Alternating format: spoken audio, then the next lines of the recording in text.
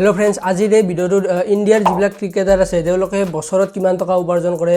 বা ক'ৰ পৰা পায় এই পইচাবিলাক একোখন মেচ খেলিলে কিমান টকা কৈ পায় কোনে দিয়ে তেওঁলোকক এই পইচাবিলাক তো এই সকলো বিষয়ে ভিডিওটোত আলোচনা কৰিম তো এইটো কোনো টেকনিক্যাল ভিডিও নহয় এইটো ক্ৰিকেটৰ বিষয়ে অলপ আলোচনা কৰিম তো যদি আপোনালোকে এই বিষয়ে জানিব বিচাৰে তেনেহলে ভিডিওটো শেষলৈকে চাই থাকক तो फ्रेंड्स आपनालोके निश्चय बीसीसीआई नाम शुनिছে बीसीसीआई মানে হৈছে এখন ক্ৰিকেট বোৰ্ড बीसीसीआई মানে board of control for cricket in India তো এই बीसीसीआई নামৰ সংস্থাটোৱে ইণ্ডিয়াৰ ক্ৰিকেটাৰ বিলাকক পইচা দিয়ে আৰু ইণ্ডিয়াৰ যিবিলাক ইন্টাৰনেশ্যনেল ক্ৰিকেটাৰ আছে তেওঁলোকে প্ৰত্যেক বছৰে बीसीसीआई লগত কন্ট্ৰাক্ট সাইন কৰিব লাগে আৰু যিবিলাক কন্ট্ৰাক্টেড প্লেয়াৰ থাকে মানে কন্ট্ৰাক্ট সাইন কৰা প্লেয়াৰ আছে बीसीसीआई লগত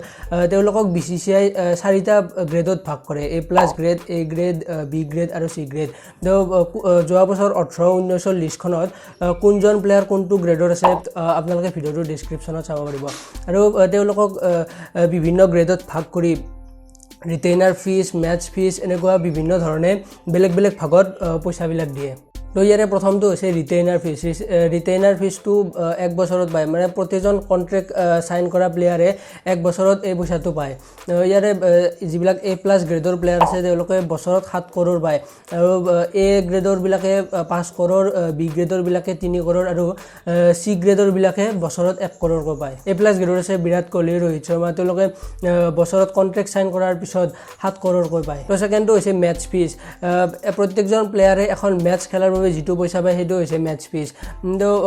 এজন প্লেয়াৰে এখন টেস্ট মেচ খেলাৰ বাবে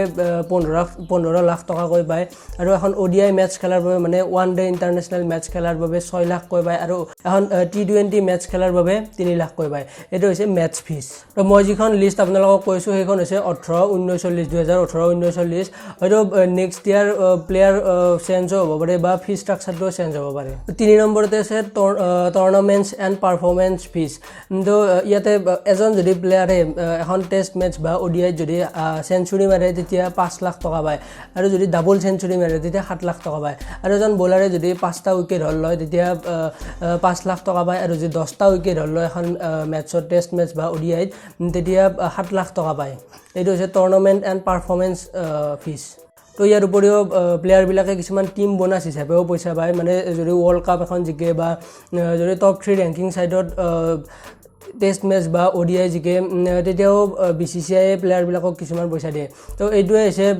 ইন্টাৰনেশ্যনেল ক্ৰিকেটাৰৰ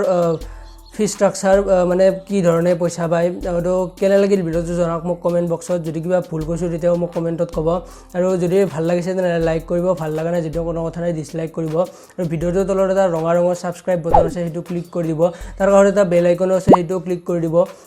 আজিলৈ এইখিনিয়ে নেক্সট ভিডিওত লগ পাম ধন্যবাদ জয় অসম